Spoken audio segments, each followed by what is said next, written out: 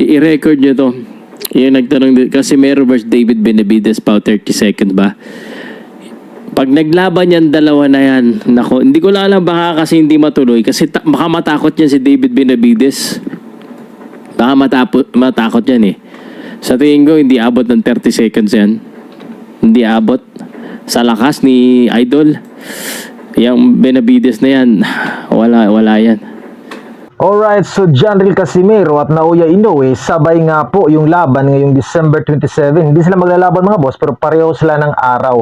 Diba? Kung saan lalaban po sa Japan itong si Casimero at Naoya the Monster Inoue.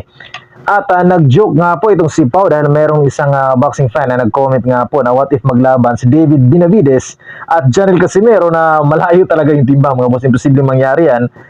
Nag-joke nga po, sinabi nga po ni Pau Salud mga boss sa kanyang channel sa isang live kagabi na hindi daw mananalo si David Benavides kay Janril Cuadro Alas Casimero at Eman Bacosa Pacquiao panalo paldo dahil nga po nagkita na sila ng kanyang crush actress na si Jillian Ward sa screening nga po ng movie nito mga boss na Gabi ng Lagim sa GMA. So yun yung pag-uusapan natin mga boss, pero bago yan intro muna.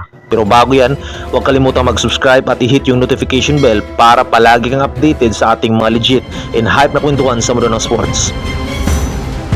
So sabay nga po ng araw, hindi sila maglalaban mga boss, pero same sila ng araw ng laban ni Casimero at ni Naoya the Monster Inoue mga boss, no? Kung saan nga po co-main event itong June 2 nakatani yung kalaban ni Naoya Inoue mga boss, si Alan David Picasso na isang undefeated din na hawak ni Sean Gibbons mga boss.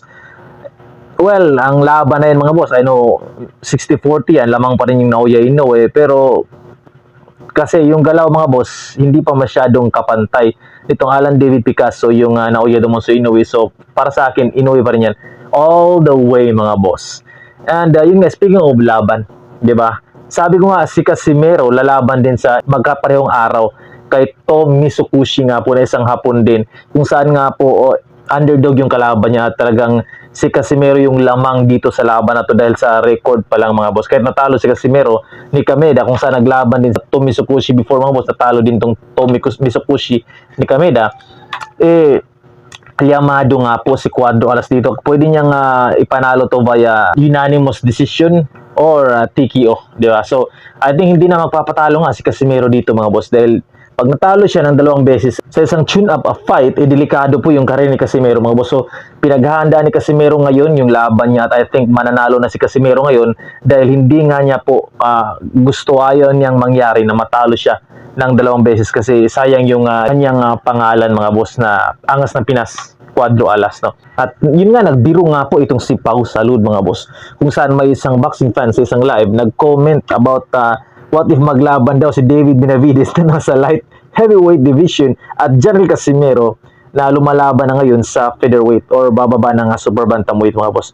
So sinabi nga ni Pau Salud, kung napanood niyo yung, di ba, yung video na sinabi ni Pau na hindi mananalo si David Benavides kung maglalaban sila ni Casimero. I think joke lang yun mga boss kasi hindi naman talaga maglalaban si David Benavides at Casimero kasi malayo po yung timbang. Heavyweight, nasa light heavyweight o pwedeng umakyat ng cruiserweight. So, mabigat po yun and joke lang yun mga boss ni Pau, no? Binibiro niya yung nagkomento na boxing fan na yun mga boss na nga, si Casimero nga lumalaban sa featherweight division. Pero ito yung panalo mga boss. Eman Bacosa panalo, paldo. Dahil nagharap na po siya, nagkita sila ng kanyang crush na si Jillian Ward mga boss. Jamie Sparkle artist na rin ngayon itong Eman Bacosa sa screening nga po ng Gabi ng Lagim kung saan bida din itong si Jillian Ward. So nag-usap sila, nag-picture at yun nga mga boss, pinanood yung movie itong si Jillian Ward. So I think yun lang mga boss, para palagi kang updated sa ating mga legit and hype kung sa mundo ng boxing, magkalimutan mo subscribe. El Jun nga pala ang #1 supporter ng mga Filipino boxers. Salute, peace out.